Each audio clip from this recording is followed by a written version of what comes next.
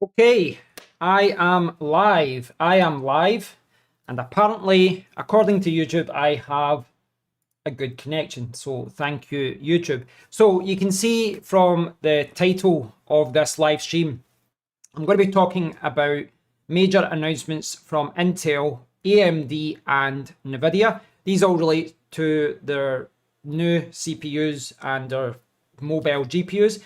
And I'll be talking about gaming laptops as well, because all of these chips will be used in gaming laptops. Just put that there just now. We don't need that. So yes, that's what we're going to be talking about today. And there's a lot to go through, and this is why I wanted to do it all in a live stream, because I've been following the announcements over the last few days, and there's a lot of announcements. There's been a huge amount of announcements, and I was trying to put it in one video, then I thought about doing it in two videos, and there's just too much. There's just too many things that are, too many things have been announced, too many laptops have been announced, too many tech things have been announced. So I thought I would do a live stream. It's a good way to do it because I can look through the website, I can look at all the announcements, we can discuss it, and I can catch up with you guys because it has been way too long. Hey Saucy Ultra, good to see you. Been a long time, for a long time. So yeah, there's a few things I want to talk to you all about. I'll just give you a kind of heads up just now as to what I'm doing. So if I jump over to the browser, you can see I've got some pages lined up already. I've got the official announcements from Intel, AMD, and Nvidia. The 3080 Ti, 3070, there's a 3050 as well. 3090 Ti is coming out as well, apparently. And as far as tech websites, because tech websites, Engadget, Verve, all these kind of usual suspects, they summarize some of these bigger announcements quite well. And I've been reading a lot about them over the last few days. But what I'm going to do is primarily refer to videocards.com. This is one of my favorite website, guys. This is amazing. It talks about CPUs and GPUs, laptops, etc. And I've also got Notebook Check, which in my opinion has the best reviews of laptops. So all of that is lined up for us to look over. Hi Nino, hey Gary, good to see you. Long time no see, mate. CPPC Tech, how's it going? Yeah, it's good. Hope you all had a good Christmas, New Year, Hanukkah, and all the rest of it. I did not do much. Over Christmas. We had some family staying, but we didn't go out to any restaurants or pubs or anything like that because things are kind of locked down a lot. But yes, I've not did much the last few weeks. I've been at home most of the time. I'm not going to say boring, but not very exciting. But it's been good. It has been good to just chill. Back to the grind now. 3050 looks really promising. Yeah, the 3050 is one of the kind of lower end cards that's been announced. I'll talk about the GPUs, the desktop GPUs in a bit, but 3090 Ti seems like a marketing scheme. I don't see it being much better than a 3090, just more money for Nvidia. Yeah, it definitely seems like a minor increment. Hi, Jaid. With regards to these new cards, the new Nvidia desktop cards, which are kind of like that size, these large ones, which you see, in this PC, they're not in the mobile chips.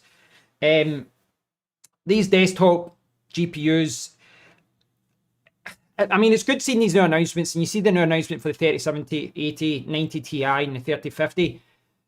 But it's a little bit annoying because, as you know, the current situation with GPUs is that they're not available. Like throughout 2021 and, a lot of 2020 as well, it's been almost impossible to buy a graphics card. Certainly it's not been possible to buy a graphics card at a regular price.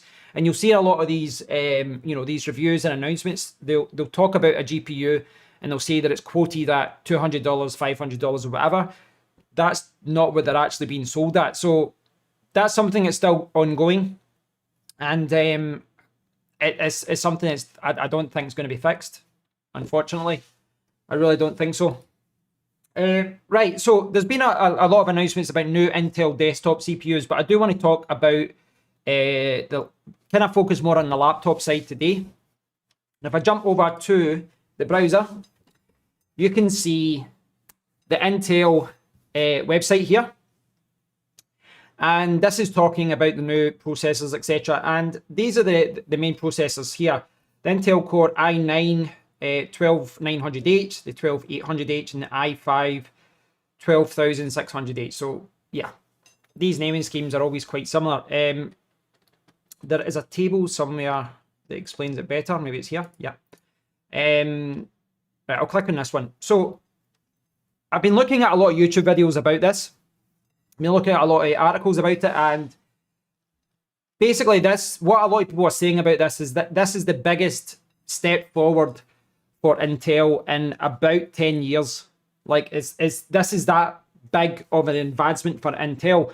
In fact, it's such a big advancement that a lot of people are saying that Intel have been sandbagging all of us over the last 10 years, and in that they've been holding back their tech, because for a long time AMD wasn't in the game. I mean, Intel were powering all laptops, Windows and Apple Macs, but Apple have now got their M1 chip, which is doing really well, and then you've obviously got AMD has been finding its way into a lot of laptops as well. So Intel has now got competition, and there was always this idea and all these rumors in the past that Intel were just drip feeding their CPUs and only doing like 10%, 15% a year because they had no competition. Now they have competition, and some of these CPUs apparently they're like 30 to 40% faster and more efficient than last year. Not just last year, and last year's chips were really good. So it is a major announcement. PPC Tech. I'll just jump back to the comment for a second. I got my 3090 for the Win 3 Ultra from Micro Center for $2,000 a few weeks ago. Anyone lives within a few years of one, go on a Thursday, it's worth it. They got mega stock. Oh, that's good to see. That's good to see, because stock throughout this year, or last year, 2021, was terrible. Have you seen the new Lenovo ThinkBook Plus Gen 3? I can check that out today. I saw the headline of it, and I saw some people sharing images on social media, but I didn't delve too deep into the review, etc. But once I kind of just go over the announcements here, the CPU, etc., what I want to do is just get through a lot of these articles and have a look at a lot of these new laptops, etc. So as far as the Intel Core CPU, those of you who looked at what Apple did with the M1 chip will know that they had different types of cores, the GPU cores, the CPU cores, and Intel are doing something similar here. The new processors here, you can see the i9 processor here has got 14 cores. 6 of these are performance cores and 8 of these are efficiency cores. And the idea behind this is that you will conserve battery when you're browsing the web, watching YouTube videos, doing basic tasks, Office and Skype calls, etc. But then you've got those performance cores when you need them. And then, everything will fire on all cylinders, etc. Oh my God, I nearly slipped there. I was like that with my hand. So it's quite impressive. 14 cores, 20 threads. And that's the i9. And they've got an explanation page there about the i7 and i5 as well. But there's an article here from XDA developers. This covers the desktop chips as well. But if I go down here, you can see all the new chips. This will give you a better explanation. Hey, Paul, good to see you. Oh, sorry to hear that, mate. Sorry to hear that. There's so many people that have got a positive test for COVID just now. It seems to be affecting a lot of people. The battery life they're talking about is so out of this world. AMD said 24 hours of video playback. Yeah, I'm definitely taking that with a pinch of salt. Definitely taking that with a pinch of salt. For a laptop for work, it all comes down to what you're doing. If you don't need a powerful CPU, a powerful laptop, if you're just using Zoom, the browser and things like that, what I would do is go for lightweight and go for something portable. So I'd be looking at an Apple MacBook Air, Apple MacBook Pro, 14-inch, maybe an LG Gram, maybe an XPS 13. I would kind of go to the lightweight side of it. But if you want to play games, if you want to do something powerful, then yeah, you'd maybe get something a little bit bulkier. But yeah, I would definitely go lightweight go on the lighter side if you don't need something super powerful. But a lot of these lightweight laptops are fantastic now.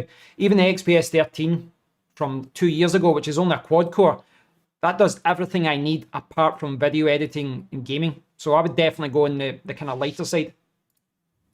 So this is a table of all the Intel chips, and you can see the i9s here, 14 cores, i7, 14 cores. This i7's got 10 cores, and you can see how it's divided. This, if you go down to the 12650H, it's got 6 performance and 4 efficiency. And then you go down here, right down at the bottom, you've got 8 cores, 4 performance, 4 efficiency. The key things, I mean, there's a few things to note here. Obviously, the max turbo speeds will go down as you go from the i9 down to the i5s. But it's got 45 watts that's going to draw, but the more powerful i9 can draw 115 watts, which is just insane. The thing is about these i9 laptops, because I've seen some of the some i9 from last year's laptops. You can see them here, the 11900H. Some of these i9 processors, it's impressive what they can do, but when you put them into these kind of thinner, lighter laptops, well, you're going to have to use TCC or throttle stop to try and bring the speeds down, because there's too much heat. So I don't know, the thing is with gaming laptops, you really want to get more wattage, it's more power, but with more power, it's more heat, more thermals, fans have to go crazy. So you need to try and find that balance. What they've done here is they've got a graph here and they're comparing it to the Apple M1 Max, the Ryzen 9 5900HX, and last year's Intel chip. But take this with a pinch of salt just now, because AMD have obviously announced their own CPUs for 2022. So we don't know where these AMD Ryzen chips are going to go. These new AMD Ryzen chips, the top ones have got 8 cores, 16 threads, and where that fits in the graph, we don't know. It's going to be a month or two at least until we start seeing reviews and tests coming out. I always take these official graphs with a pinch of salt anyway, because they're very, very biased. These things very biased, and they're very selective as to how they compare things. I saw a YouTuber talking about this, and they were talking about how they're doing comparisons, showing you what this new Intel chip can do for Premiere Pro and other applications, but they were selecting applications where this chip would do quite well and not certain programs where it wouldn't do well. So you always have to wait to see how these actually work in practice, in real life. Yeah, Gary, send me a message, WhatsApp or whatever, Twitter or whatever. If you want some ideas, send me your budget, etc., and I'll give you an idea of some laptops I would maybe go for myself. Oh man, 4 weeks, that's rough. 4 weeks with COVID. That's really rough. I like how Intel compared the i9 12900H to the M1 Max in terms of the most powerful mobile CPU ever. Yeah, and the thing is, I had an AMD, in fact, I think it was the very first PC I bought, 1996, first year of university, blew my student loan on buying a PC from Tiny Computers in the UK. It was an Intel chip, Pentium 166 with MMX for graphics, and that was Intel. But about 2 years later, I bought my first desktop case, and I built my first desktop PC. So I built my first PC probably about 1998, and that was an AMD Athlon chip, I think, and I used an AMD chip after that for another PC. So I've always liked the AMD as a brand and as a company, even when they weren't really doing so well. And I've always liked Intel as well. And what Apple's been doing with the M1 chip is amazing. So I think last year, and especially this year, I think, as a consumer, as someone who loves tech, I think we're all going to do really well. I think it's great. We now have three companies firing on all cylinders, all trying to compete with each other. And we're going to get more efficiency. We're hopefully going to get longer battery life. We're going to get more performance. And we're going to see that in thin and light laptops. We're going to see it in bulkier gaming laptops as well. So good for everyone. Yeah, the performance game's misleading. Yeah, I would agree with that. First build was from scratch, was the AMD Athlon. Yeah, I still can't remember CPPC Tech I still can't remember exactly what it was. It was like, I think it was my second or third year of university, and I'd bought a big.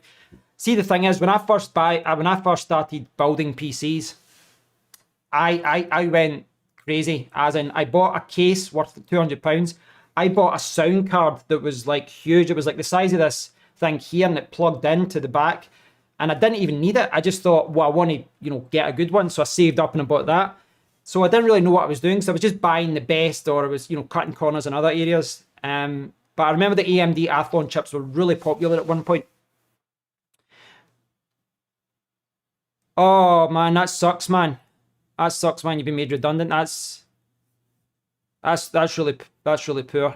I don't even know what to say to that. I mean, I think the sad state of affairs is that, I mean, I'm not going to say I'm anti-work, but I do appreciate in most companies you are just a number, and as soon as you don't start playing the game, they will get rid of you if they need to, especially with larger companies. But as CPPC is saying, just keep your head up and just things will work out. You just have to look out for what's there. Oh, that's brilliant. It's brilliant you get a gaming PC, Saucy. To go back to what Gary was saying about the MacBook. So the MacBook, for those of you who follow what happens in tech, the MacBook came out, the new MacBook Pros came out a couple of months ago. And if you're not going to be, if you don't need the power, I would still opt for last year's MacBook Air as far as bang for your buck. And there'll be one this year as well. But the new MacBook Pros are certainly, they should be top of the list for many people. They're very expensive though. They're very expensive. But they should be top of the list because they've got like a 120 hertz refresh rate. They're not suitable for gaming, but they've got great battery life. They've got a great keyboard and they've got a fantastic webcam. But the main downside to the webcam is that they've got a notch. They've got a notch on the laptop screen, which is just crazy in my opinion because they're introducing a problem that wasn't there. I don't know why they haven't just made the bezel thicker, but the problem that I've got with the new Apple MacBooks, apart from the webcam, which I think I can live with, but the big problem I had with it is that the display isn't fast enough for gaming. Can't play, you can't play games on that CPU anyway, really. And I don't like the upgrade options. I hate Apple's upgrade options.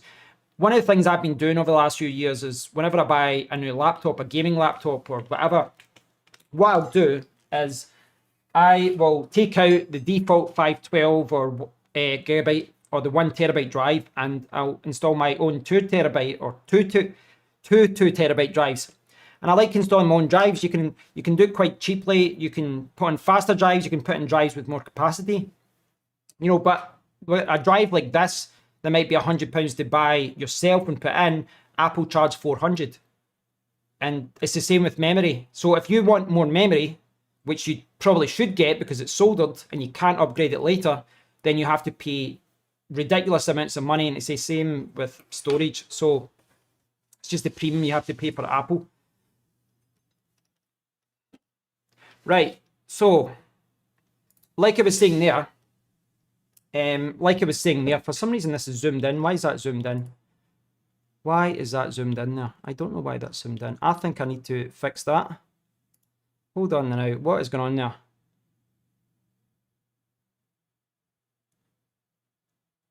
Why is that fit to screen? Am I the only one that's seen that? Why is that? I've just realised that that's all zoomed in, and I didn't realise that before. Right. Let's do an on-the-job fix here. Edit transform. Ah, here we go. Look at this. 1080. There we go. And it's all stretched, etc. But I will try and fix that. Not sure why that started doing that there. I'm not sure. Was that doing that before and I just didn't notice it? Was that all messed up before and I just did not realise? I hope not. Stretch the screen. For some reason it's not resetting it, but what I'm going to do, come down. OBS is sometimes quite problematic when you try and do it on the fly during a live stream. Let's see what we can do here. Come on. Right, make that look a little bit better, less squashed. That's very annoying. That is very annoying. Why is that doing that? Right, okay, I'll make do with that just now. It was like that before. Right, I genuinely did not even notice that before, that it was all squashed. Okay, that's quite annoying. That's quite annoying. See the thing is, see when you do a live stream, you're always trying to check things. Is that looking okay? Is the audio okay? Is that okay? It doesn't matter what you do. If you go through 10 checks, there's always something that you've missed out, and it's yeah, that always happens. But get these ads out of the way here. Look at the number of ads here. This is just ridiculous. There we go. That's better. So yes, like I was saying before, we've got these new Intel chips on my squashed browser. And they're showing these graphs as if this is going to be, you know, killing AMD, but they're comparing it to last year's AMD Ryzen 9, so it's not a fair comparison. So AMD have announced a 6000 series processors and a 600M graphics, and these are still 8 cores and a 16 threads. Now, from what I can interpret from other people, because they've made some big announcements here as far as where is it? If I click up here, they made some big announcements here. If I can get this on the screen, I really need to reset that because that's not showing you what I can see. That's better. That's better. It's a little bit better. They're saying here that 30% thinner, up to 24 hours of battery life, and better integrated graphics, etc. And it's still 8 cores and 16 threads.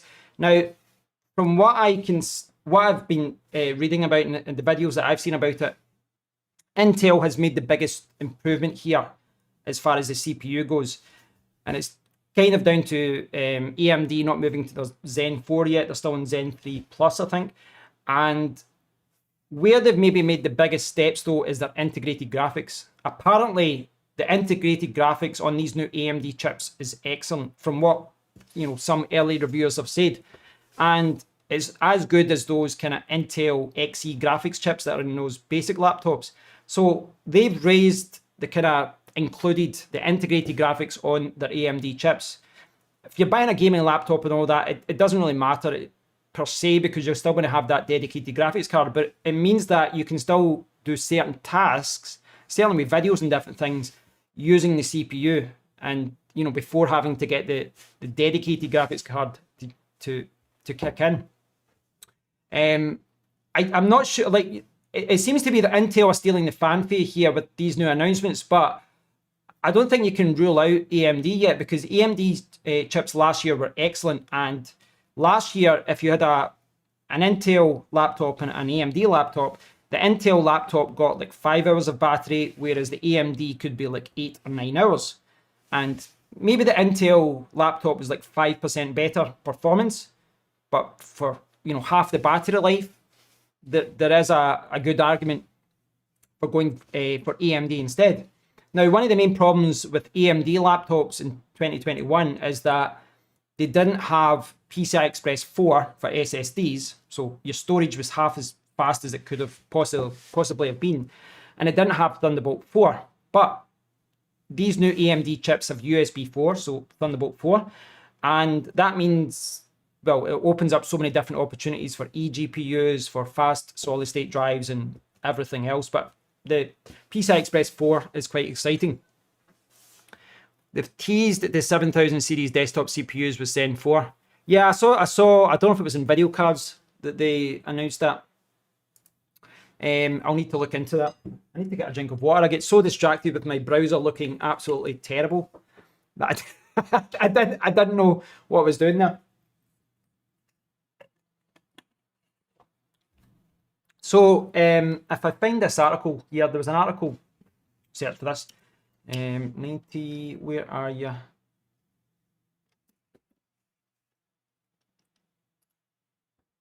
I'll kind of work backwards first. I want to talk about this first. So to jump ahead to graphics, you can see here. I mean, how squashed is that, by the way? That is really weird, the way that's looking. Why is OBS not letting me just change that make it look like that. It's displaying it all messed up. 1920, 1080. Why is that doing that? It's really weird that it's done that. So weird. OBS sometimes it does this with a weird squash. Right, anyway, I'll try and make it less squashed here. Right, so this is on video cards, and this hasn't been officially announced yet, but this is a 3090 Ti, and it's going to have more cores, and the memory is clocked at 21 gigabits per second. You can see in this table here, it is an upgrade from the 3090. You can see that it goes from 350 watts up to 450 watts, and I think this is supposed to need two, or let's say, this card will make use of a single 16-pin power connector. I'm sure I saw something saying that it needed two 12-pin power connectors, but I'm not sure. I mean, it's obviously going to be an improvement over the 3090. It's probably going to be one of those LHR limited ones from a mining perspective. The problem that I'll probably have with the 3090 Ti is the price. When the 3090 came out, you know, the one that I've got over here in this PC was £1,400, but 3090s are going for over £2,000 now. And my guess, this is going to be like 2,000, 2,500 or more. I don't know, but I suspect it's going to be insanely expensive, and I suspect it's not even going to be available. That's my guess. But the official announcements were for the 3050 and the 3080 Ti and the 3070 Ti. So these ones are going to find them, these Max Q versions are going to find their way into the laptops this year. So if you saw laptops at 3070s and 3080s, they will have 3070 Ti's and 3080 Ti variants. It'll be a slight performance boost. You can see here that up to 70% faster than the previous Gen 420. This is the thing that's kind of misleading. If you look at the announcement here, they're talking about the 3070 Ti, and they're comparing it to a 2070 Super from like 2 years ago rather than last year's 3070. It's kind of strange the way they do it.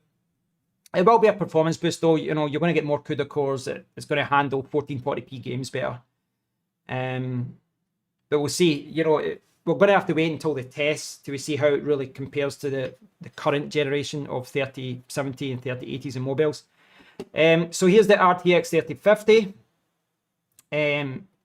We go second generation of RT cores, third generation Tensor cores, 8 gigabytes of memory, 50 class GPU at over 60 frames per second, and it starts at just $249. Again, like I was saying, I like the idea that they're rolling out these basic chips because there's people out there that have bought AMD desktop CPUs, for example, that don't have integrated graphics, and they might not want to spend $2,000 on a 3090 or 3090 Ti. So there is a market for these basic desktop graphics cards that can do 1080p quite well. But they're saying it's $249, but we all know this going to, you know, these are going to hit the shops and they'll be what, $400, $500. I don't know. I find, I mean, I'm sure you guys are aware of this. If you look here, you've got all the gaming laptops. I'm sure you're all aware that Nvidia's naming scheme for graphics card, it's confused a lot of people, because what they've done is, you know, with their desktop GPUs, they've got, you know, 3050s, 3060s, 3070s, 3080s, 3090s. Everyone is aware that 3090 is better, 3050 is at the low end. So they've just used that same naming scheme for laptops. The problem with that is there's this big misunderstanding from a lot of people that the 3080 in a laptop should perform the same as a 3080 in a PC. And it's kind of crazy that people think that in a way, because why would a single chip that's about that size, you know, it's just like a little square like that, why would a single chip perform better than this whole massive graphics card that's got all these fans keeping it cool? It's never going to happen. And that's where it's getting, you know, a lot of people get confused. No problem, Saucy. Saucy. I put the S to the ultra. Thanks, Saucy. Thanks for dropping by. I'll speak to you soon. GTX 750 Ti, slightly less powerful, just a little bit. But yeah, there's this kind of confusion that, you know, a 3090 in a laptop is going to perform the same as this. It won't. I mean, I can't remember what it was last year, but I think the mobile 3090s were the same as like a 1080 Ti from a few years ago. But it makes sense, you know, you've got something that's in a laptop. You've got something that's a mobile laptop. It's just a tiny chip that's being cooled by a vapor chamber cooling copper or whatever. It's not going to perform the same as a desktop graphics card. That being said, they have made major improvements, and I'm sure I read that the new 3080 Ti's in laptops, I'm sure they can. I think there was an announcement saying that they perform the same as a Titan. Remember the Titan? Was it a GTX card or an RT? I think it was a GTX card from a few years ago. And these cards were a few £1,000s, few $1,000s. Really big, really bulky, really expensive. And it was like 3 years ago. So the fact that something that size, the performance from a desktop graphics card that size can be shrunk down into a laptop in just 3 or 4 years, despite their naming scheme confusing some people, I think it's quite amazing, you know, how quickly technology has moved forward, that a Titan card that size, this big massive card that was top of the range for a while and was used, you know, by a lot of gamers and content creators, etc., video editors. It's quite amazing that you can replace that now with a laptop. Granted, that will be a beefy laptop and it'll be one that needs a lot of cooling, etc., but it is quite impressive. Right, so I want to talk about laptops. I want to talk about laptops more. I want to talk about some of the laptops that have kind of piqued my interest. And let me see if I can find some of these. So just to kind of rewind a second, as far as laptops go, one of the reasons that I've been looking at laptops a lot is because I do have the XPS 13. It is something that I use most days for emails, work, etc. But I sold my Alienware gaming laptop last January because for a year of the pandemic, I wasn't using it. I was at home. I wasn't going out. I wasn't even going back to see my mum for a lot of the time because we couldn't. We were in lockdown. So I wasn't using the gaming laptop, and I decided to sell it because I thought, well, I'm not using it. Might as well sell it. But I then realised that I did miss having a laptop that I could play games on. So I picked up the Razer Blade 14 in the end of November. So I did a video or two about that. And great little laptop. Keyboard wasn't great, but it was okay, but not amazing. But I decided to send it back because I got paranoid. The more I read that the Razer subreddit, I saw these scare stories about Razer batteries exploding. So as soon as I returned it, I started looking at my other options. And when you start looking for a laptop in December of any year, you're doing so with the knowledge that more laptops are coming soon. So the big CES shows were, well, the last few days, the Consumer Electronics Show, and there's been major announcements in laptops. And when I've been looking at laptops, I've been thinking, okay, I can buy a laptop now, but I know in a few days' time, all of these new laptops are going to be coming out. And then you've got the question, you've got to ask yourself, do you want to buy a good laptop from last year at a good discount, or do you want to spend a little bit more and get one of these new laptops that are using these new Intel chips, these new AMD chips, the new Nvidia GPUs? So that's what I've been kind of debating, and no laptop has really come up yet that's really pushed me into spending that money, because it is a good option for me to just pick up a gaming laptop now and then, you know, sell it in a year's time and pick up something then. But I want to talk about some of the laptops that have kind of piqued my interest. Okay, let's get to it. Hopefully this isn't, it really is annoying me if it's not obvious. It's really annoying me how squashed the browser is here. It really shouldn't be this squashed. Look at how annoying that is. Okay, so this is Notebook Check. There's a lot of announcements. There's a lot of announcements on this page, a very squashed page. Right, so I'll just get through it, and I want to talk about some of the laptops that come up here. And a lot of them are explained on video cards as well. Now, okay, this one. Okay, so this is the X13. So for those of you who don't know, if I click this here, this is a laptop that already exists. There is an X13 that exists just now. And effectively what it does is you can get it with, originally you could get it with a 1650, but now you can get it with a 3050 Ti. And it's a portable laptop. It's only 1.2 kilograms. You've got a 1080p screen. I'm not sure if it was 1440p last year, and a 120 hertz refresh rate. And the idea behind this was that you've got this super light laptop, but then you plug in this mobile 3080 or 3080 Ti, maybe this year, and you plug it in, and it's kind of the best of both worlds. You've got this portable eGPU, but when you're on the move, you've still got a basic GPU to play games with lower settings.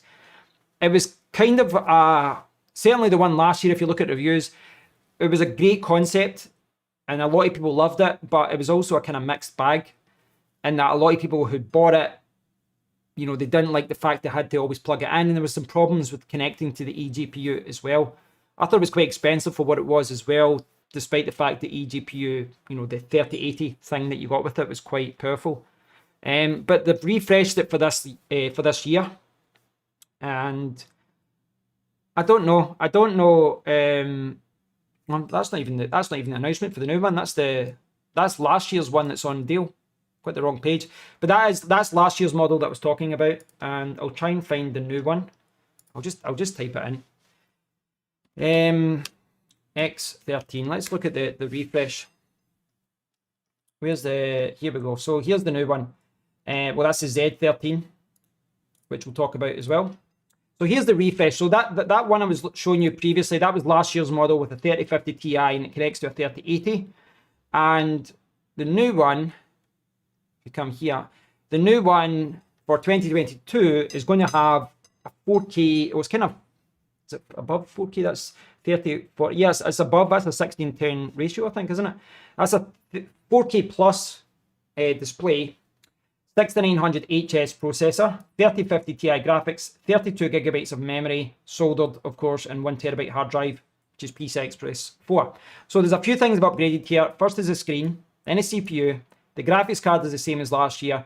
But the big thing here really is that the previous model was 16 gigabytes, where they've now been up to 32 gigabytes. But it is an interesting concept here, because you can flip it around, you can use it as a tablet. And then when you get home, you can plug it into the eGPU. You can see this one here. You plug into this eGPU here, and you can get a 3080. You know, this is something that I saw a really good deal on this, actually. Yeah, I know some of these laptops are getting really small. That's the one thing I'd say about it this year, is that I love how small and portable some gaming laptops are becoming, because they used to always be massive. But, you know, the top end gaming laptops, the 15-inch ones, they're still about 2.5 kilograms, but we saw some lighter options like the Asus G15. But we're now seeing this is a 13-inch gaming laptop, and there was two 14-inch ones last year, and there's going to be more this year. I did see a good deal on the X13 from last year. I saw a deal on that recently, but the more I looked into it, the more I realized that it doesn't really fit in with what I'm looking for. And that, you know, when I'm home, I've got my desktop PC and I've got an Xbox. I don't need to plug into an eGPU. So for me, I wanted something more powerful when I was on the move than something, you know, that I can plug into when I'm home. But I can see why a lot of people would like this. I really can. But that's the X13. But what they're doing is also releasing something called the Z or Z13. And this is more of, it's kind of like a Surface Pro setup, where it's a tablet essentially. You can connect a keyboard, and this is the worst ever. Like, I hate that. Like, what is going on with that website? About 1,000 advertisements. I'll find a better website for that. Is the Verge, right? Go with Engadget. So this is kind of taking on the same concept as the X13, but you can see here it's very much a Surface Pro clone. And there's a lot of companies that have copied Microsoft with this design. You know, Dell have got something like that as well. But essentially, this is a gaming laptop. It's got, let me see it here. The Z13 can connect to the Asus XG Mobile external GPU, which is what I was talking about. It's got up to an RX 6850M, in addition to NVIDIA's Mobile RTX 30 series lineup. I think I think this would probably appeal to me more than the X13, simply because of its portability and how lightweight it is. I mean, I love the idea of just having a gaming tablet like that you could actually play games at a decent graphic setting. Yeah, so that looks interesting. That's something that I don't think I'll buy it. I don't think that's one that I'd maybe buy. But I would buy that more than the X13 if I'm honest. But I'll definitely keep tabs on that. I want to see how well that works. Try to find a spec list for this on this page. What's the spec list? Give me specifications. That's what I want here. Right, see. Right, okay, let me get specs here. But it's interesting that there are a lot of interesting lightweight laptops, gaming laptops coming this year. Okay, official website, tech specs. Okay, this will give us a better look at what's going on here. So, this can do up to a 12900H processor. That's incredible. They've actually got that on. I mean, that's a 14-core CPU. And that's quite incredible. A 3050 Ti. You've got that 1610 4K display. Max capacity of this one is 16 gigabytes. So that's, the other form factor would maybe be better for 32 gigabytes. Refresh rate up to 120 hertz. So the 4K display is 60 hertz. The other 1080p plus display is 120 hertz. 8 megapixel webcam. That's quite good. Cameras on both sides. And where is the one that you connect? I don't know if it says. So this will be able to connect to the 3080 Ti or it's the AMD one, sorry. Thing is, I can really see the appeal of this now because, if you're going to buy a Surface Pro for university, for work or whatever, why not buy something like this that's got a good graphics card on it and, that's got a really powerful processor on it as well? 1.1 kilograms. The more I look at this, the more this appeals to me.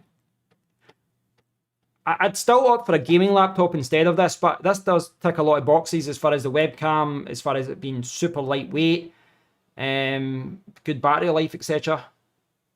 Yeah, that's interesting. I do think that's interesting what you can do with that. That's got a mux switch as well. I didn't read that in the previous article. So it's using DDR5 memory, but it's also got a mux switch. So this is one of the things. This is one of the things that I was hoping to see this year, and it looks like Asus. Is it Asus or Asus? I always say it a different way, but it looks like they're actually moving forward with this quite a lot. The mux switch technology, as they're calling it. Yeah, 17-inch laptops. I've looked at 17-inch laptops before, but I've kind of hesitated just because I think they're too bulky for me because I've got a desktop at home. So as far as the mux switch goes, last year you had the Alienware, the G series, the X series, and the M series. All of the Alienware laptops. Well, in fact, the G series is actually Dell. It comes under, but it's a gaming laptop. But the Dell Alienware laptops, the Lenovo 5 Pro, and 7, and I think a few Clevo ones. I think maybe another laptop as well. But there was only say 5 or 6 laptops that had a mux switch. And what a mux switch allows you to do is it allows you to connect directly to the graphics card. In most gaming laptops, the vast majority of them, what happens is you've got this graphics card, but in order for that graphics, for those graphics to get to your display, the laptop screen, it needs to go through your CPU. Now, what a mux switch allows you to do is to bypass the integrated graphics and go directly to the dedicated graphics. And you don't notice anything when you're actually using the laptop, but what it does mean is that when the mux switch is activated and you're going directly to the GPU for the display, you should see up to about 15 frames per second extra. So it's kind of bizarre that not every gaming laptop really should have this, because you're leaving a lot of performance on the table if you have to go through the CPU to get to the display.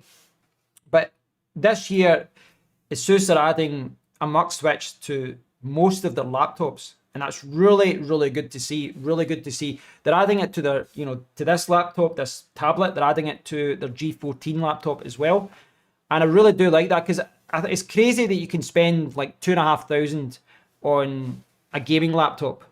But in order to get the maximum performance from it, you have to connect to an external monitor. And that's what you have to do if you don't have a mux switch. So that's fantastic. And honestly, the more I read about this little tablet, the more I'm intrigued by it. Definitely ticks a lot of boxes. The only one it doesn't tick is maybe 16 gigabytes of RAM. But yeah, really impressive. Something to keep an eye on. Now, if I scroll up, we should be able to see some announcements from Alienware. So here's a refresh. So that's more of a refresh. This is an announcement. This is the Alienware M17R5. So last year, Alienware had the M15 series, and it was a little bit confusing because for years the M series was the top of the range Alienware laptop, right? But what they done was they introduced a new thinner series called X, and they kind of downgraded the M series. But in many ways, the M series was better because for the 15-inch laptop, you could replace the memory, and it was more upgradable. What they didn't have was an M17. So this is a new 17-inch option for their M series. And yeah, it's coming with AMD. You can see it here, AMD Ryzen 6000. And yeah, this looks interesting. Like, if you are looking at, like as Paul said, he likes, if he likes 17-inch laptops, this is one you'd maybe want to consider because it's a little bit beefier than the X series, which the X series got great reviews though, but it's a little bit cheaper as well. So yeah, this is one I want to keep tabs on. I don't think I will go for a 17-inch gaming laptop though myself, but I'm interested in trying one at one point. But in addition to that, they've got other updates which should be here as well. They've got the X17 and the X15 upgraded, and there is an upgrade of, this is not in order here by the way, that's why I'm going back and forth. There is an upgrade of the M15, I'll search for it, M15, where have we got the other one? I saw the reviews. Right, so there's an upgrade of the M15 series as well, which has got the new GPUs and new CPUs. Does that mean it uses internal graphics for browsing, but the external graphics card kicks in when gaming? No, it doesn't. It's one or the other. But basically, there's a feature called NVIDIA Advanced Optimus, which allows you to switch between, the integrated graphics, going through the integrated graphics, going through the discrete graphics, the dedicated graphics.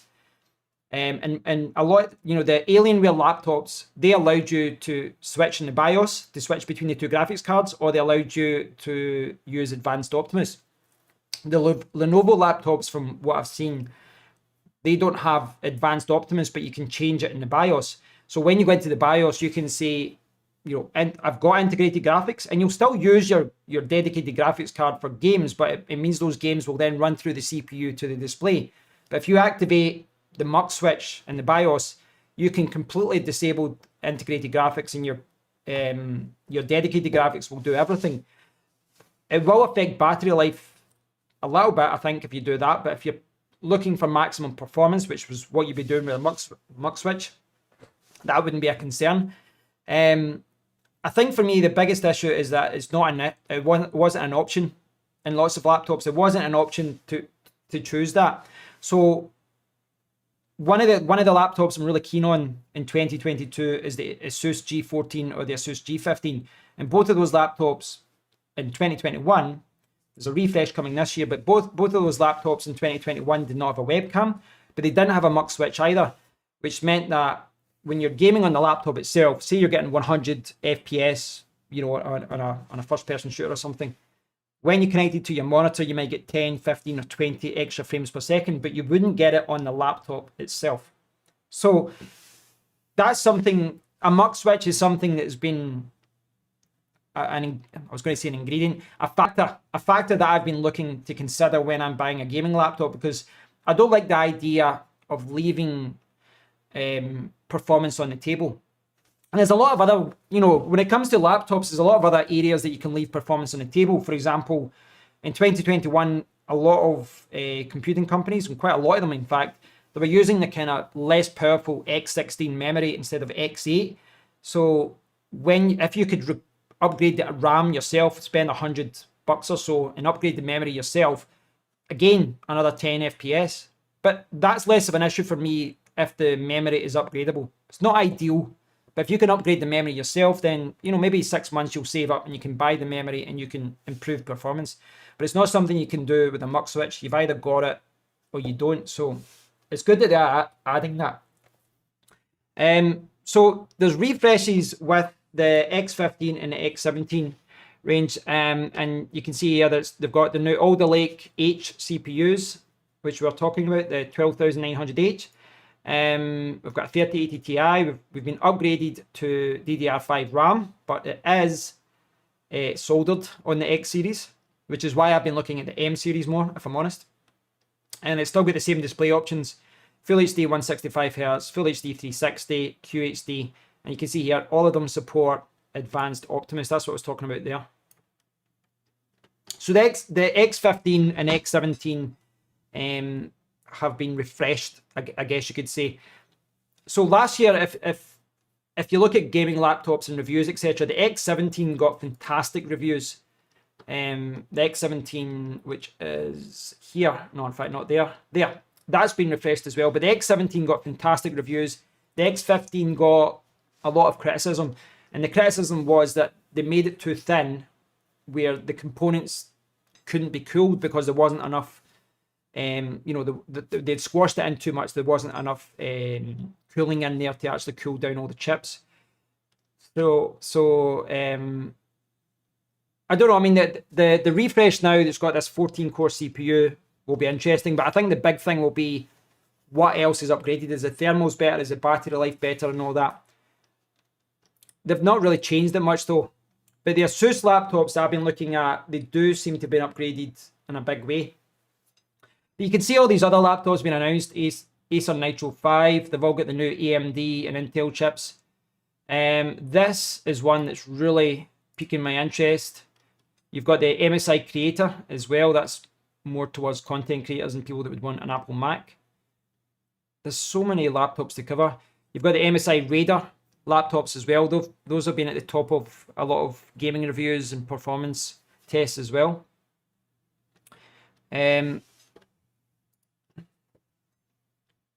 Cheers, Gary. Be sure to give me a buzz if you do want feedback on that laptop. I'll do my best to let you know which one I recommend. So, as far as the laptops I'm kind of interested in this year, or the ones that, you know, it's so hard for me to cover it all because there's honestly there must have been about like 40 different laptops announced in one day, perhaps even more. Honestly, it was insane. Every computer company like teased the announcement of, cheers Gary, they teased the announcement of like 10 laptops each company, you know, and it's so hard to keep up. There's maybe some laptops that are slipping through the net that I've not had a chance to look at. But the G14 and the G15 have really piqued my interest. And one of the reasons it's piqued my interest is because they've fixed the problem with it. The G14 last year was a 14-inch laptop, slightly lighter than the Razer Blade 14 that I had there, but it only went to a 3060 and it didn't have a webcam and it didn't have a mux switch either. But they've fixed all of those issues. And you can see here it's up to an AMD Ryzen 9. So it's an all AMD laptop, AMD Ryzen 9 6980HX CPU, and then the RX 6800S, which is 105 watts. So it's got that, DDR5 memory. It's got 32 gigabytes of memory. Previously it was only 16. You could max it out at. Solder's right enough. It's got a QHD display, 120 Hz, 3 milliseconds, 500 nits, so it'll be quite bright. But the big thing here is they have added a mux switch, they have added a webcam, they have added a decent GPU and a really good CPU as well. And one of the things I really like about this as well is that it's got a really nice keyboard as well. And that's something that has been influential in the gaming laptops I've been looking at as well. Like I was saying, I have been looking at a lot of gaming laptops recently, and I do like the Alienware M series, despite the criticism that I've got from some people. And I do like the Lenovo 5 Pro and the Lenovo 7. So Lenovo Legion 5 Pro, Lenovo Legion 7. I do like those laptops, but the problem that I've got with the Lenovo laptops is that they have a number pad. Now, I love a number pad on a keyboard like this. I love it because I use it all the time. I love a number pad on a keyboard because you're always using it for different things. But I hate it on a laptop. And I found this out a year or so ago when I bought a Dell workstation laptop. And it had a full number pad. And I don't like it on laptops. And those Lenovo laptops do have a number pad. In fact, I'd say that about 80% of gaming laptops have a number pad. And Dell and Asus don't. Most of their laptops don't. Now, there is a reason to have a number pad on a gaming laptop, because if you're playing games, there's a lot of games where, you know, if you're using WASD for up and down, left and right, you'll maybe use the numbers for other things. You know, there's just certain games that use a number pad. But what it does mean is that if you're on a laptop and you've got a keyboard with a number pad, what it means is that the keyboard is off center. It means that the keyboard is shifted all the way to the left, and then the number pad is kind of squeezed in to the side. And what that means is, practice is, rather than typing normally, like in the middle, you kind of have to go like this. And I found it very annoying. Now, granted, I write more than most people because I've got a blog. I write articles for other people. I do reviews and different things. So I do a lot of typing every day. And it's just so annoying that you're in this kind of central position and then you have to move your hands like this. But, you know, I'm all about choice. And I know that a lot of people feel the opposite. A lot of people don't like the Asus and the Dell laptops because they don't have a number pad. So there's things like that that automatically steer you towards certain computing companies, certain brands, because they don't offer what you're looking for. And yes, Alienware is definitely one of the more expensive brands. Some of the Asus laptops are quite expensive for what they are as well. But generally speaking, the build quality on the Asus and Alienware laptops are quite good. And I do like the fact that there's no number pad, the keyboard is center, it's right in the middle, and you've got a good typing position. And that's important to me. And I realized that the hard way by buying a laptop that didn't have the keyboard bang center.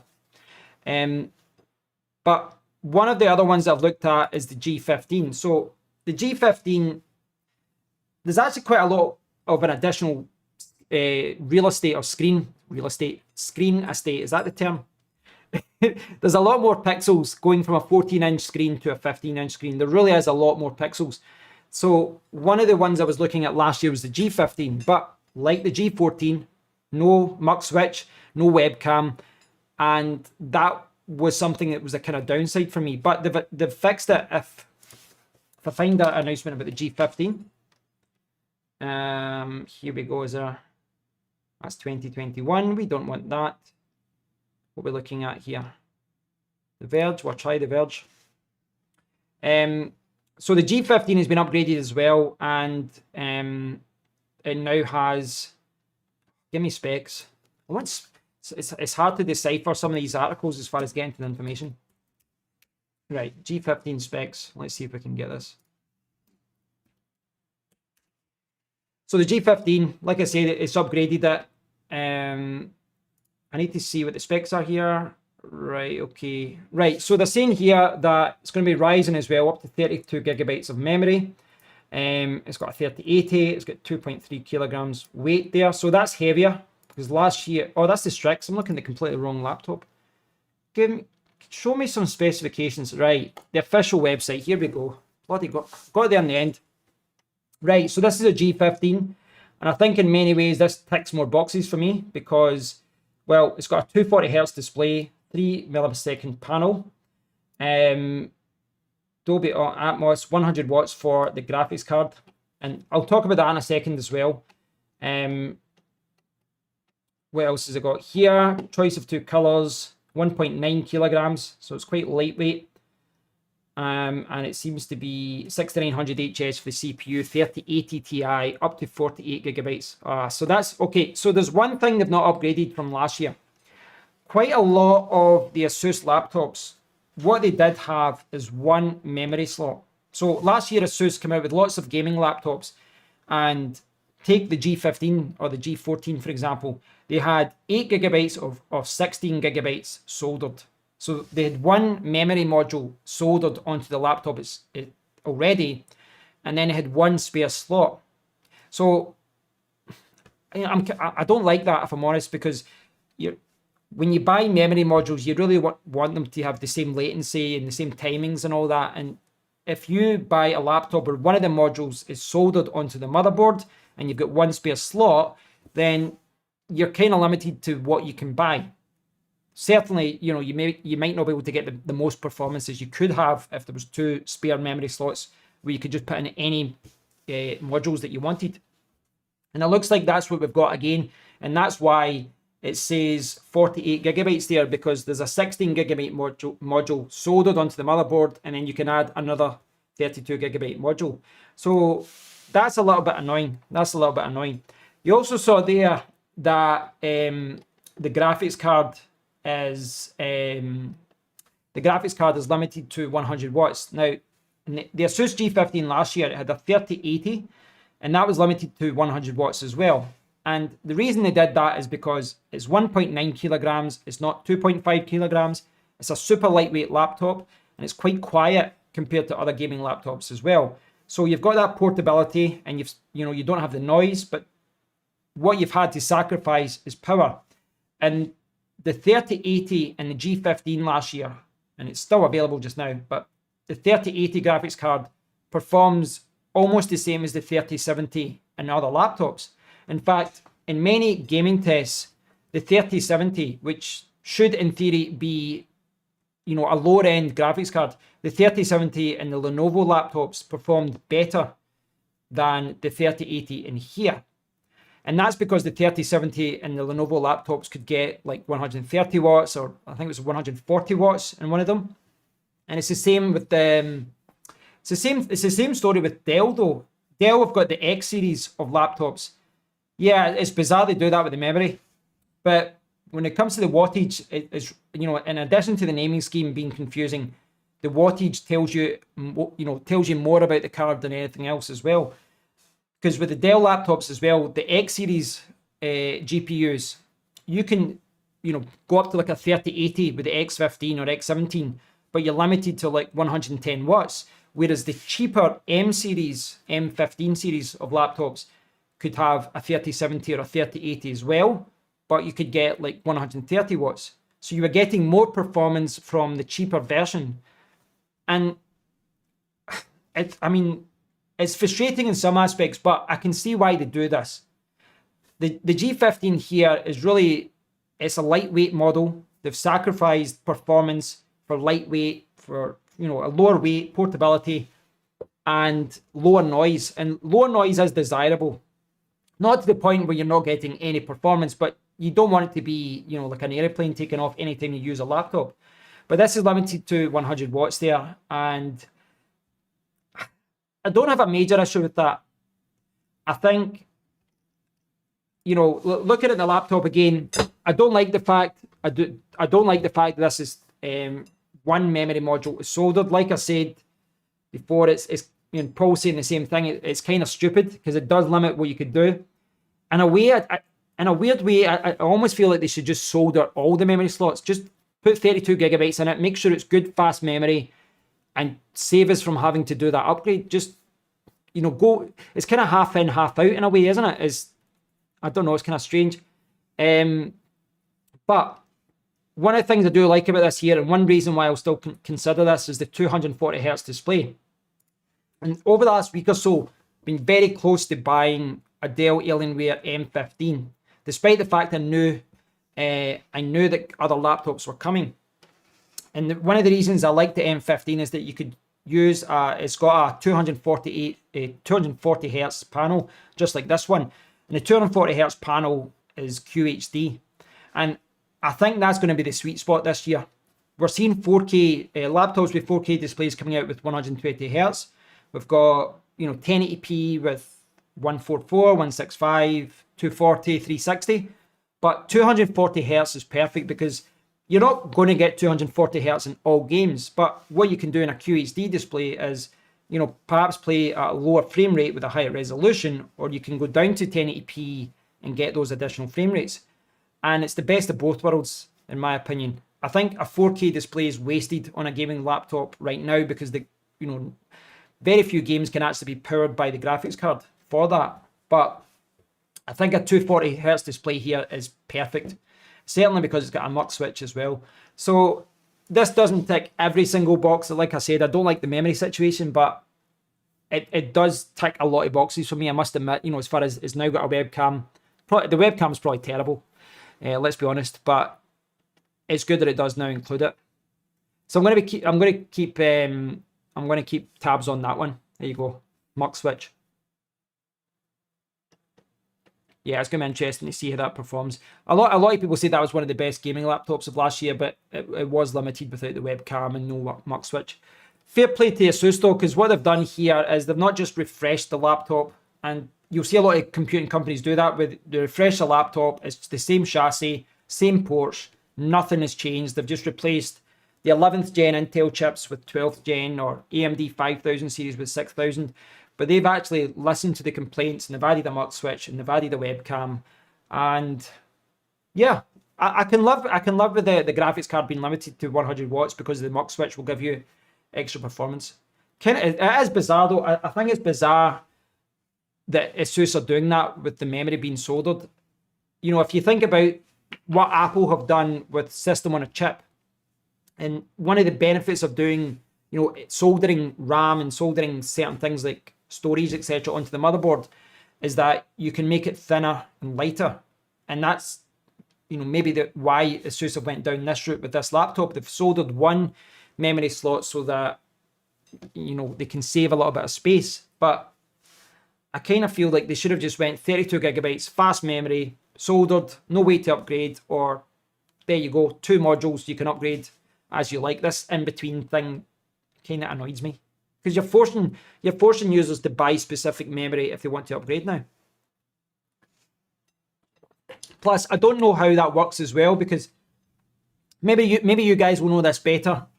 When it comes to dual channel memory, I can't remember how it works. I mean, I always thought with dual channel memory, you really want 2 16 gigabyte sticks, or you want 2 32 gigabytes, or 2 8 gigabytes. You want the memory to be pretty much identical. Whereas if you get 16 gigabyte soldered, and you put a 32 gigabyte module in up to 48 gigabytes, then do you only get dual channel up to 32 gigabytes? I've read an article about this before. I can't remember right now. I'm not going to just make something up. I honestly can't remember how it works, but I don't know. I'd rather they just soldered all of it, if I'm honest, and just made it a little bit lighter. But there we go. That's what we're left with. That's what they're doing. So it's hard to keep up with all the different laptops. So there's so many that's been announced this year. The XPS 13. This is one. Where is it? Give me the article about it. No, the article. There we go. The XPS 13 is something I was keeping tabs on simply because I've got an XPS 13 from like 2 years ago. I don't know if I agree with what they're doing yet. I'm going to have to look at the announcement on this one. It seems to me that they're going the kind of Apple route with this. It looks like they're trying to find an alternative to the MacBook Air, that kind of market.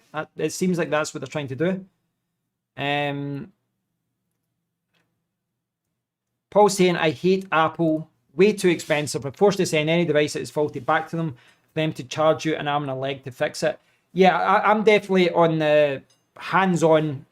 I would like to upgrade it myself. Again, one of the ones I was looking at was the Dell Alienware M15 R5 and 6. And I like that because I can upgrade the memory, I can upgrade to 2 different SSDs, and I can replace the Wi-Fi card as well. It's got an inverted motherboard, though that's something that's annoying me. Like MSI do this, and Dell are doing this as well. They've got an inverted motherboard, which means that you take the back chassis off the laptop, and instead of, you know, just removing the heat pipes, the copper or whatever, you can just repaste the CPU and the GPU, which is quite desirable. The motherboard is upside down, so you have to, instead of unscrewing 5 screws, you've now got a jigsaw to fix, where you have to disconnect the 10 different things and then flip over the motherboard, then repaste, then put back. Not impossible. There are guides to do it, but from an upgrading point of view, I want to be able to upgrade the memory. I want to be able to replace the SSDs easily. I want to be able to replace the Wi-Fi cards. I don't care if it's Wi-Fi 6, 1650, whatever, fine. I can replace the module myself for like $10. And I do like the option of repasting because, you know, in a gaming laptop especially, if you're pushing it hard, etc., there will come a point, maybe in a year or two, where you want to repaste that CPU. And it's annoying, especially in larger laptops. You know, if you've got a 15 or a 17-inch laptop and you can't, you know, get in to repaste the CPU, quite annoying. But I want to show you that I'm going to do this backwards here and show you the images of the XPS 13. They've got this weird keyboard here, and I'm not sure I like this. I mean, let's do like so. One thing you'll notice here is that there's no touchpad, right? But there is a touchpad, and you can't see it really, but I think the touchpad goes it's basically below the spacebar, so it goes from Alt key to Alt key here, I believe. And the touchpad is there, but you just can't see it. So it's this, you know, stylish design. Okay, and I suspect with muscle memory, you won't notice it. I'm not sure about the keyboard though. You know, there's no space between the keys, which I guess in theory, you know, it allows them to have larger keys here. So maybe it is a better typing experience. I don't know. I've not seen any videos about it, but just looking at the pictures, it looks like the keys on an HP netbook that I had like 15 years ago. It doesn't look like the keys are good, but generally speaking, I would say that the keyboards on Dell laptops are very good compared to the competition. So I'm not going to say that the keyboard is terrible. I'd have to type it myself, but it does look like they're kind of going down the MacBook Air kind of route. You can see they've got a Thunderbolt port here, and it's the same on the other side. So they've got a Thunderbolt 4 port, USB 4 on each side, and that's it. Now, it's worth noting that on my XPS 13, I've got two Thunderbolt 3s on one side and then another on the other side, but there is a headphone jack, but they've removed that. They've removed it completely. But I mean, if you look at, where's the weight here? There should be weight somewhere about here. For the life of me, can't see it. Can't see the weight. Oh, there's there, 1.24 kilograms. So it's about the same weight as the one that I've got just now. So it is super lightweight. But yeah, time will tell. I'm sure it'll perform well. Yeah, agreed, Paul. I mean, desktops and laptops are different beasts, and I think with laptops, you have to accept that you have to, you know, you're going to have sacrifices. And generally speaking, the lighter it is, the less performance you get. The larger it is, you're more powerful, but it might be noisier, or you need to go even larger so that, you know, larger fans can go in. And you had those, you know, a good demonstration of that is those larger 51M Dell Alienware laptops that were like 6 kilograms. They were massive, and they're basically desktop replacements. They're basically PCs in laptop form. Very strange. It's not something that appeals to me, but I think for me, I like the idea of lightweight laptops for on the move. You're just doing emails and different things. So, you know, MacBook Airs, XPS 13, Surface Pro, that kind of thing. But if you want an actual laptop that ticks all boxes, I'd be aiming towards the 1.8 kilogram to 2.5 kilogram kind of gaming laptop area where, you know, you can play games, you can do video stuff, you can, you know, you've got a lot of power at your fingertips, but you've also got something that's practical and you can still move it around. So yeah, the XPS 13 does look quite interesting as well. 28 watt Alder Lake P with DDR5, no headphone jack. What do you guys think about that? Removing the headphone jack, is that a good thing? I don't think it is.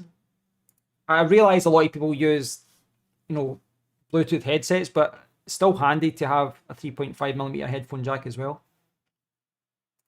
So I'll just see if there's any other announcements here that I've missed, just in case there's something major that I've missed out here.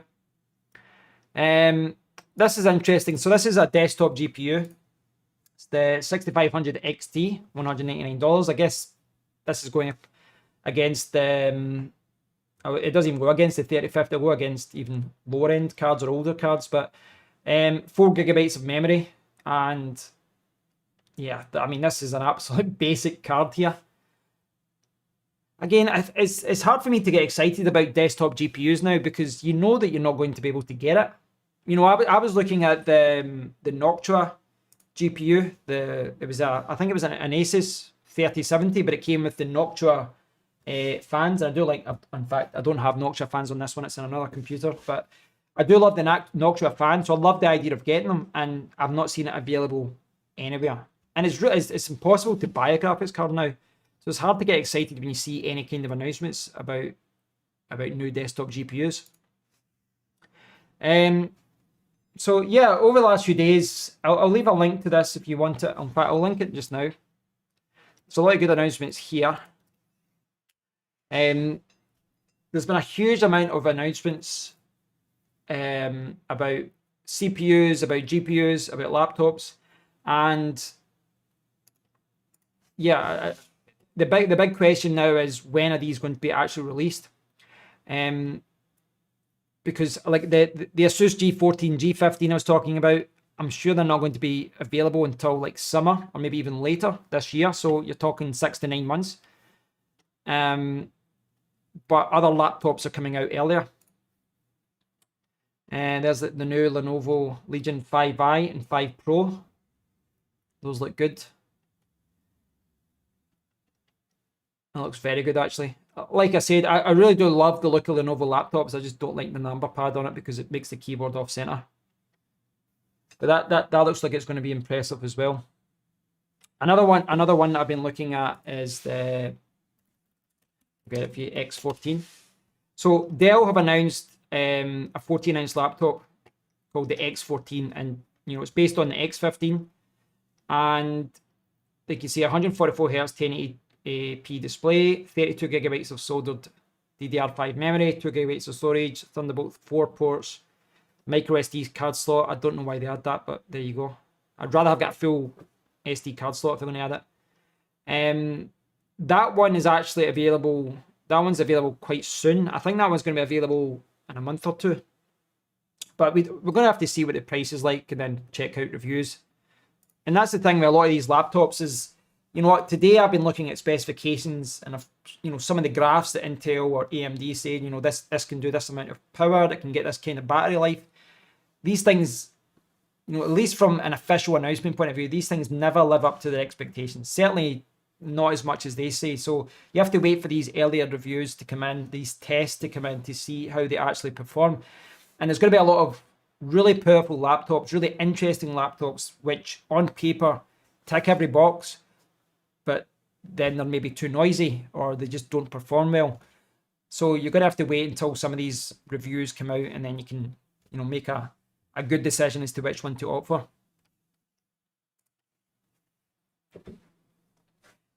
If you're in bed, put the headphones on not to wake the wife. Yeah, there's certainly that. I do generally use Bluetooth headphones with my XPS 13, or you know, when I'm using my phone in bed, I'll use Bluetooth headphones. I've got like small ones for in-ear, and then I've got the over-ear ones as well. But when I'm on a gaming laptop, or if I need to do a video call on my XPS 13, I sometimes connect the one that's got the wire, and I just connect it up like that rather than connecting via Bluetooth. So I don't know. Like for me, the headphone jack is such a small little component. Why not just include it and just make the laptop more useful? And you saw the way that Apple did this for years. They did what Dell did there, where they started removing ports in this quest for thinness, this quest to make everything thin and light. And it is desirable for something to be a little bit thinner and lighter, but there does come a point where they start stripping away too many features, too many ports. I mean, if you take some of the Apple laptops from a couple of years ago, the Macbook Pros, where they only had a couple of Thunderbolt ports, yes, it's amazing that they're light. Yes, you know, it's fantastic that there's this minimalistic laptop. They look great, but it's kind of pointless if you have to always carry around a big adapter, a big hub to connect half your devices. What is the point of that thinness? It's completely impractical. And that's one of the things I love about the, what was it called? It was the HP Studio laptop I had a couple of years ago. It had like It had an HDMI port, it had 2 Thunderbolt 3 ports, the Type-C, and then it had like 3 Type-A ports and had an SD card slot as well. It just had everything that I needed, and it was so useful because of that. I didn't have to carry any accessories. Everything was built into the laptop. But we have seen a lot of companies where they don't do that now. They're trying to go for that minimalistic look and they start stripping things away. But I'd like to think a headphone jack is still something that most people would use. I don't know. Call me old-fashioned, people. Right, guys. So if there's anything else you want me to talk about, let me know. If not, I'll start tying this up. I do realise that I've been all over the place today. This is what happens when I do a live stream. And it's something that always happens when there's a big announcement. But there wasn't just one big announcement. There was major announcements, like I said, from Intel, from Nvidia, from AMD. And as soon as those announcements dropped, we've seen all these laptops being announced by major computing companies. Razer have come out with some major announcements as well. And they look very, very expensive. So I don't even know if I want to look at them. But we have seen some major announcements from gaming laptop companies or just laptop companies in general. The new Intel chips are quite interesting because it looks like from a battery point of view, they're trying to catch up with AMD and Apple, but they've got those performance cores. So, you know, one of the biggest things you've had to do when you picked a thin and light laptop is you have to sacrifice performance. And sometimes, in the past anyway, you were losing a lot of performance. But you're now seeing these portable laptops with last year was octa-core, but now we're seeing 14 cores and a super lightweight laptop. So it'll be interesting to see what they're actually like this year. I'd love to see the lighter laptops to get better battery life. For the gaming laptops, for me, I'd love to see the kind of 15-inch laptops come down in weight a little bit, you know, so they're not super heavy. But it's a balancing act. There's no point dropping weight or dropping size on a laptop if all of a sudden it's like an airplane taking off to try to cool the GPU and the CPU. Yeah, I'm passionate about new tech, Paul, but a lot of it comes down to the fact that I've been looking for a new laptop as well. You know, if I had the funds, if YouTube, you know, paid me enough money through advertising, etc., I'd be happy to just buy 3 or 4 laptops a year, spend time reviewing them, and then, you know, ship them forward, you know, sell them on. But it's quite expensive to do that. I did that a few times with mobile phones, and I still follow what's happening with mobile phones, but I think the mobile phone world has kind of slowed down a little bit.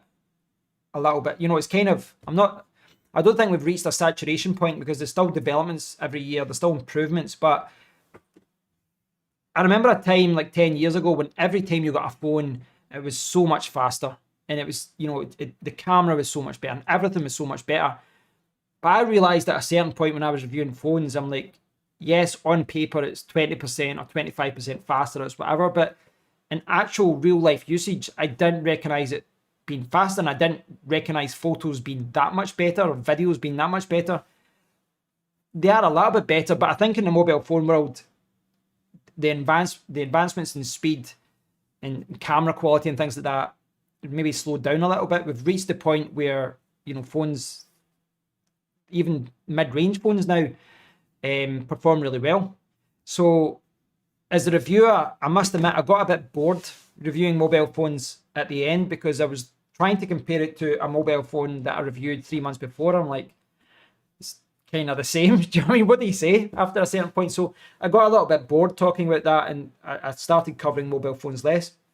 I'm still interested in tech, and I am quite interested in gaming laptops and that kind of side of thing as well, because I love the idea of being able to game on the move and be able to play the games that you love on the move. Desktop GPUs are always going to win the show. They're always going to give you the most performance, but it's quite amazing that, you know, graphics cards from a few years ago are getting shrunk down and you're getting the same performance in, you know, mobile devices now. So it's good to see that, you know, overall the interesting thing that I've seen here is that, yes, we're seeing refreshes with these laptops with new CPUs and new GPUs, etc. But I like the fact that we're seeing a new 14-inch laptop from Razer. We're getting a better one, from the looks of it, from Asus and Razer. And the Razer Blade 14 now can go up to a 3080 Ti, which is insane. But I like what Asus are doing with their X and Z13. Again, it's maybe not something I'm going to buy, but I like the fact they're developing it, and I like the fact that maybe in a couple of years, you know, rather than buy a Surface Pro or something like that, you're going to buy something like that instead that's got a 3050 Ti or a 3060 or whatever in the future. So it's going to be interesting to see what happens there. But as far as the release schedule comes, there's a lot of these laptops I'm interested in. They might not be out for 6 months or 9 months. Some of them will be out earlier, like the X14, and I think some of the revisions from Dell will be out in a month or two. And I guess that raises a question that I was talking about earlier. You know, if, say Dell releases the revisions for the M15 range in March, and we've got the M17 R5, and we've got the M15 revision 7, the R7.